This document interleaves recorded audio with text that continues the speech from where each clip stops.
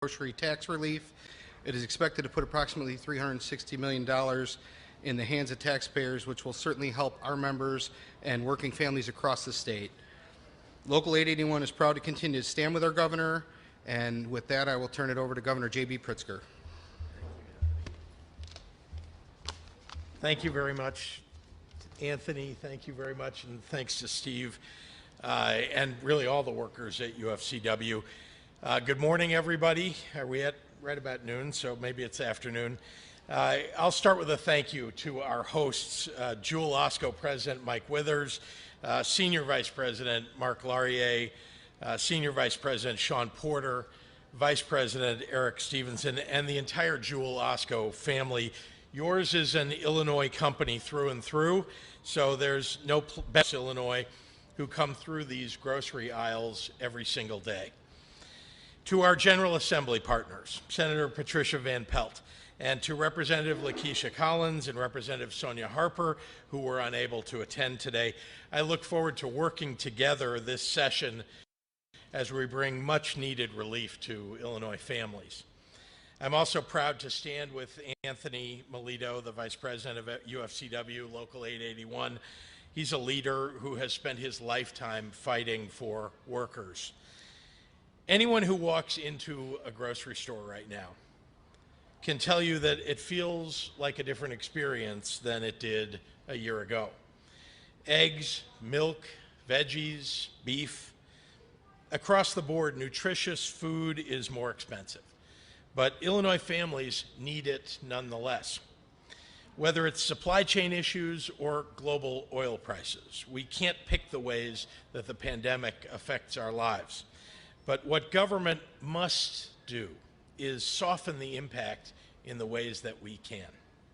So I'm asking the General Assembly to work with me to cut the state tax on groceries this coming fiscal year, putting an extra $360 million back in the pockets of Illinois families. The grocery tax is really one of the most regressive taxes. And because we have balanced our budget and we have a surplus in Illinois, this is a straightforward way for us to help residents who need it most. And it's just one aspect of our $1 billion of relief in the Illinois Family Relief Plan. We're also canceling the scheduled gas tax increase, and we're cutting property taxes by doubling the property tax rebate, giving homeowners back up to $300 each. And we're going to do it all while we're also building up and building back our rainy day fund, paying off past due bills that have plagued taxpayers in Illinois, and making the most impactful pension payment in nearly 30 years. I came into office with a promise to do right by the working families of our state. And as rising prices squeeze the pocketbooks of residents all across the nation, that mission has never been as essential. Alleviate pressure on families wherever we can. Increase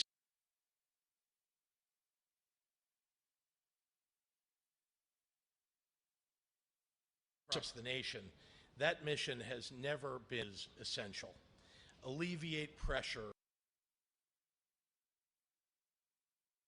Again for joining us today, and with that, I'll turn it over to a true advocate in the State House for Chicago's working families, and that's Senator Patricia Van Pelt. Senator?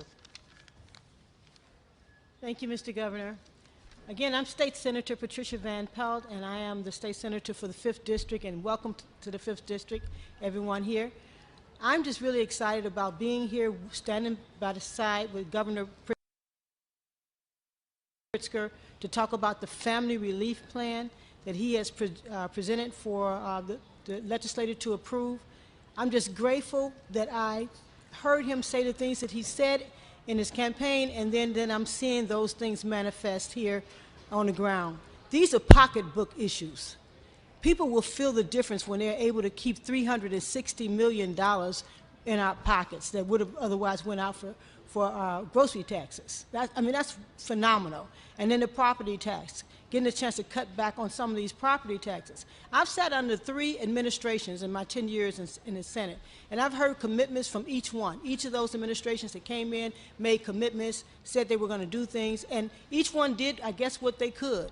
But I tell you, what I heard from Pritzker, Governor Pritzker, has not only been spoken over and over again before he ran, during the time he ran, after he was elected. He continues to speak the same message, and that is he's here for the working family.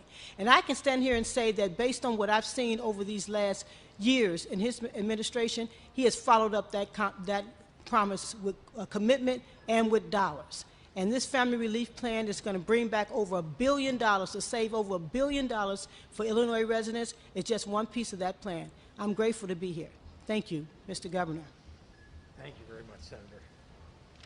Happy to take any questions from members of the media. Rick. There's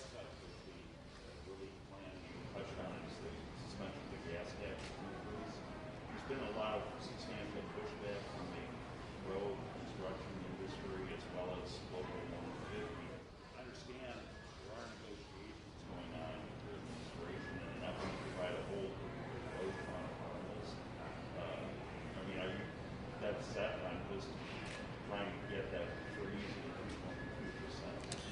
Look, the families, the people of Illinois deserve to get that break. We have done such a good job so far. The Department of Transportation has delivered on time and on budget on every project so far in the first 2.5 years of our rebuilding Illinois, that they feel strongly that we'll be able to get all of the projects done that were under that plan and still be able to make this contribution to the families of Illinois, this gas tax relief for people, so important, and still be able to deliver on the roads and bridges that we've promised. So I feel pretty good about where we are, and obviously, you know, always interested in negotiating, listening to people who are important in Illinois and bringing to the table their concerns. So happy to sit down with them. Just to follow up on that, if I may, some of those people pushing back on it point out that this tax savings would really amount to perhaps $15 for the motorist over a year, and based on average fuel consumption, and that $15 will even fill a tank of gas. Look, let me start by saying that any relief we can provide to families is worth giving. People are suffering from higher prices. That includes the global oil prices, as you know.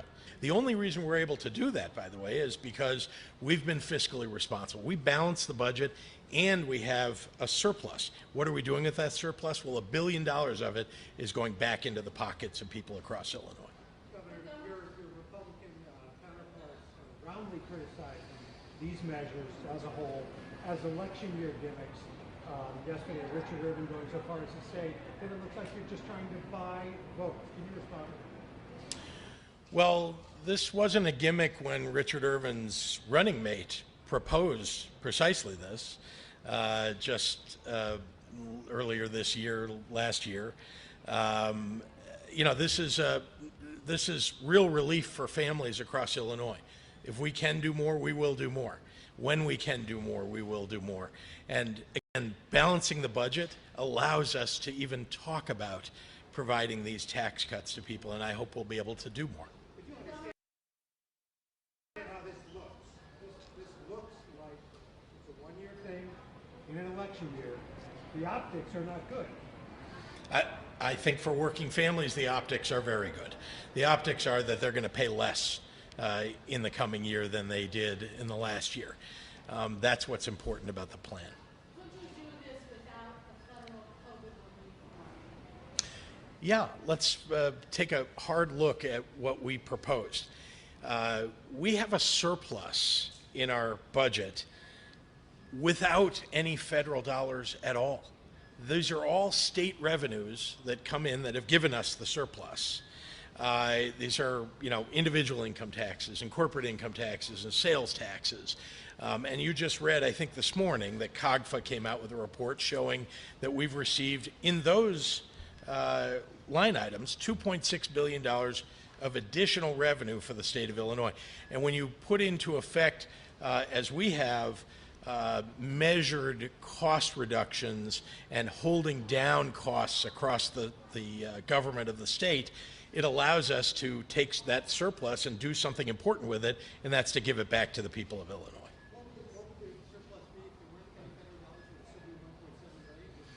Yeah, I'll get you an exact number, but again, the $2.6 billion of additional revenue for the state of Illinois is from those main line items in our budget. Can I ask you about Mr. Irvin's restaurants yesterday? One, in my conversation, contributing part to the deaths of 8 police officers in the line of duty. What's your response?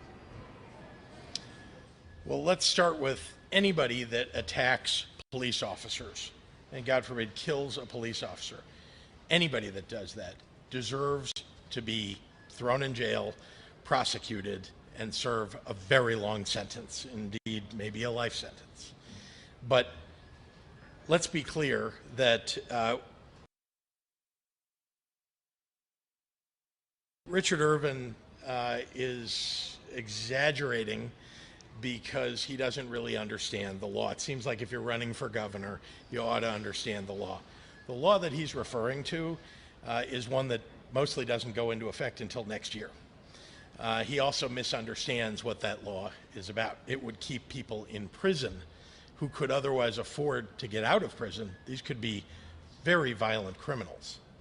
And it allows people who are nonviolent criminals who may be in jail for a petty offense and just don't have $100 to get themselves out of jail. So I attend the funerals of police officers. I talk to family members in the wake of the deaths of their loved one who was a first responder. So no one needs to tell me about the seriousness of the attack that has taken place on a police officer, because I feel it. I talk to those people, unfortunately, too regularly. But it's also one of the important duties of being governor of our state. Governor, do you think there should be, Governor, do you think there... that the criminals know this is coming and that was emboldened the crime that's taking place? Well, again, I don't think he understands what the law does. The reality of the matter is that we're protecting people by enacting this law. We're also, very importantly, increasing the number of state police. We're investing in crime labs so we can solve crime. I said it 2 days ago. If you want to reduce crime, we need to solve crime and then go prosecute those people. And that's a very important principle that we've invested in. And I look to Senator Van Pelt and the Democratic colleagues of mine who voted for that. You know who voted against that? All the Republicans. But at the same time, Governor, the crime is into letting too many people out that should be in. They wonder if they're going to make tweaks to the bill. Did you go too far? Again, they're not characterizing the bill properly. And let me be clear, there were changes that were made. There were alterations that were made, and there were many people who were in the room making decisions from all over the state, including law enforcement, who didn't work against the bill. Many law enforcement officers and organizations did not work against the bill and believe that there are real changes that needed to be made. And so those changes, which are positive for our judicial system, for our justice system, that is what that bill is all about. There are many more things. Many people who are in the room making decisions from all over the state, including law enforcement, who didn't work against the bill. Many law enforcement officers and organizations did not work against the bill and believe that there are real changes that needed to be made. And so those changes, which are positive for our judicial system, for our justice system, that is what that bill is all about. There are many more things that we need to do to fight crime, though, right? We've got to make sure we're investing in the things that police need. We're investing in the things that the communities need to lift themselves up. The underlying causes of crime are the things that we're attacking with the investments that we're making in the budget that I proposed. COVID-related. I do have one question, and then Greg Bishop asked me if I could ask one for him. But the test positivity rate is down now at 8%. That's the lowest it's been since December 22nd. Hospitalizations have now dropped. Number of people in the hospital 22 days in a row. Are we on the verge of relaxing the indoor mask mandate? And if not, is there a metric when you might be doing that? Look, the COVID metrics are going the right direction. I'm very pleased about that. One of the reasons for that is because we've had the right kinds of mitigations. Illinois has done better than every other state in the Midwest in many of the mitigations, most especially at getting people vaccinated. So I'm very pleased that we were able to weather this COVID storm, the Omicron COVID storm that came through. I believe that we should remove masks as soon as we possibly can. I am constantly listening to the doctors and scientists and encouraging them, when can we do this? What's the right time? What's the right way to do it? And so very hopeful we'll be able to make some announcements about that. Greg Bishop was just saying, if you can react to the Johns Hopkins study saying that government COVID restrictions are intended to slow the spread of COVID-19, came with high economic and social costs and limited public health benefits. Finally, also wants to know about the mandate for masks in schools. The number one most important thing that I was focused on and continue to be focused on as we fight back against COVID, as we try to deal with the challenges that that's brought us, the health challenges, the financial challenges, is keeping people alive, keeping people safe and healthy. That's the most important thing you can do. And so that's what I'm going to continue to focus on. It's the right thing to do. And we're going to, very carefully evaluate how to keep people safe and healthy while we might bring down the mitigation levels. Thank you very much. Put my mask on.